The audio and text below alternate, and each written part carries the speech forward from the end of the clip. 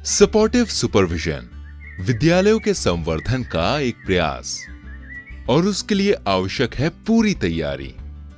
उसका पहला चरण है विद्यालय भ्रमण से पूर्व की जाने वाली तैयारियां, जो बहुत महत्वपूर्ण होती हैं।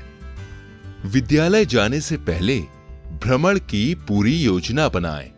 जिस विद्यालय का निरीक्षण करना है, वहां के शिक्षकों के बारे में, बच्चों के लर्निंग लेवल व गांव की सामाजिक एवं आर्थिक स्थिति को समझने का प्रयास करें।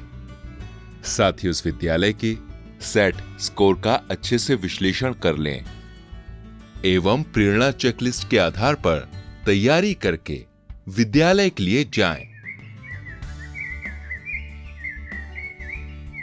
इस प्रकार एआरपी पूरी तैयारी के साथ विद्यालय में सपोर्टिव सुपरविजन के लिए पहुंचती है।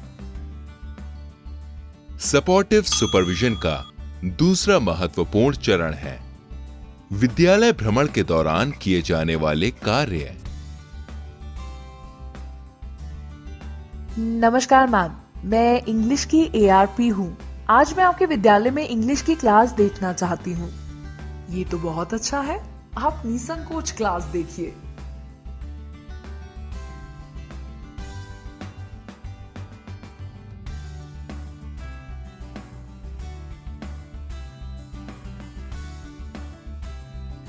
सपोर्टिव सुपरविजन के लिए जरूरी है कक्षा का अवलोकन करना।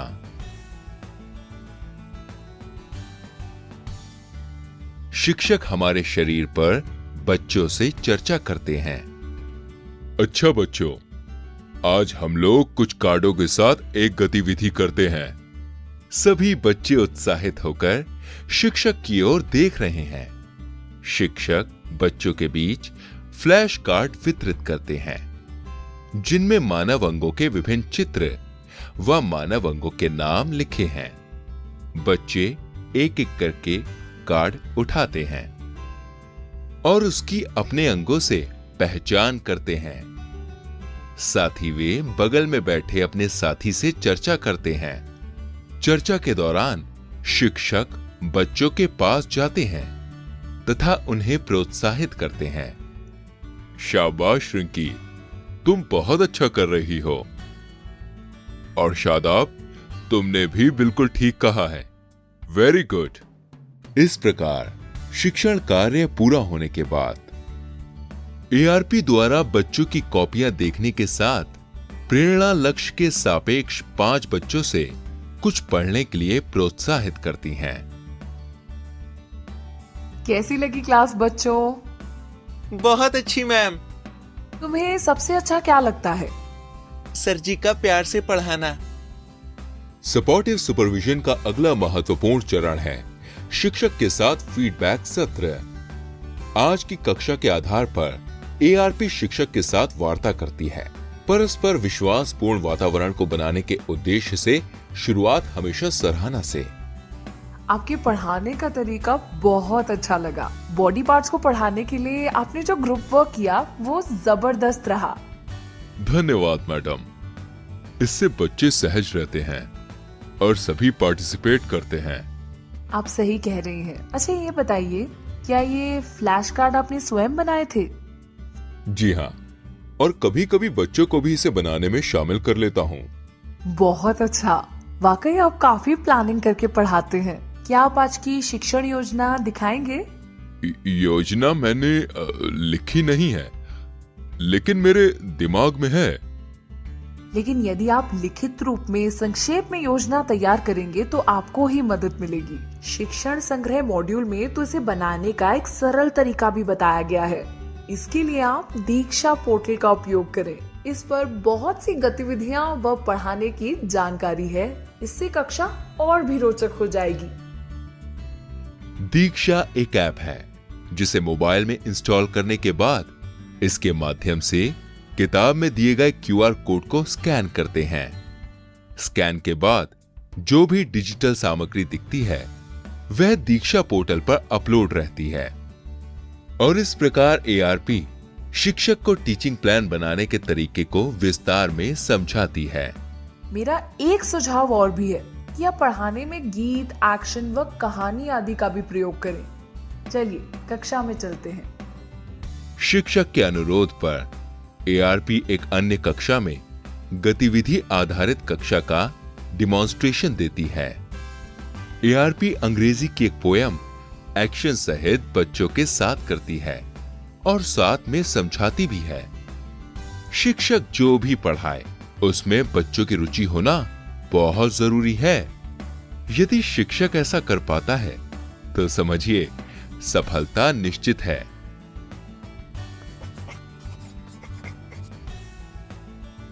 कक्ष में प्रधान अध्यापिका, अन्य शिक्षक और साथ में एआरपी बैठी हुई है।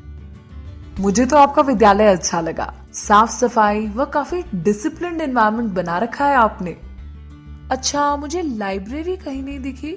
लाइब्रेरी तो नहीं है। क्या लाइब्रेरी नहीं है? किताबें तो हैं, लेकिन वो मेरी ऑफिस की अलमारी में ही रखी हैं। बच्चे सही ढंग से उपयोग नहीं करते हैं और फट जाती हैं। वो तो ठीक कह रही हैं आप, लेकिन बच्चों तक किताबों की पहुंच होनी चाहिए। बात तो ठीक है।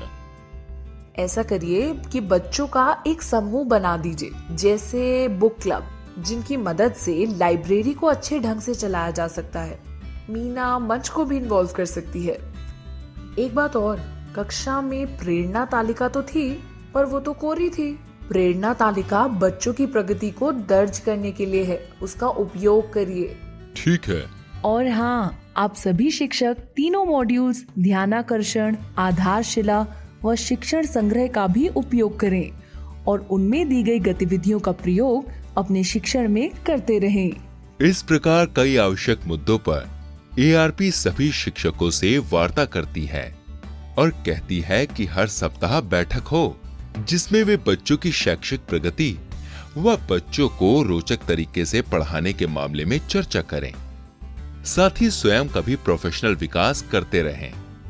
सपोर्टिव सुपरविजन के लिए आवश्यक है बच्चों के माता पिता व एसएमसी सदस्यों से बातचीत कर उनके विचारों को जाने। एआरपी अभिभावकों को बच्चों की पढ़ाई पर ध्यान देने के लिए प्रोत्साहित करती है। आप बहुत कुछ कर सकते हैं। उन्हें रोज स्कूल भेजिए, घर पर भी देखिए कि वे पढ़ रहा है कि नहीं, और हाँ, उससे रोज पूछिए कि उसने आज स्कूल में क्या सीखा। एआरपी विद्यालय के रजिस्टर में आज की टिप्पणी दर्ज करती है और फिर एआरपी आगंतुक रजिस्टर में अपने सुझाव लिखती है। प्रधान अध्यापिका व अन्य शिक्षक उसे पढ़ते हैं और अपने हस्ताक्षर भी करते हैं। आप सभी का बहुत बहुत धन्यवाद जो मुझे आपने अपने विद्यालय का सपोर्टिव सुपरविजन करने का मौका दिया। मैंने भी आज बहुत कुछ सीखा। सपोर्टिव सुपरविजन से कक्षा के वातावरण में सकारात्मक बदलाव दिखने लगा।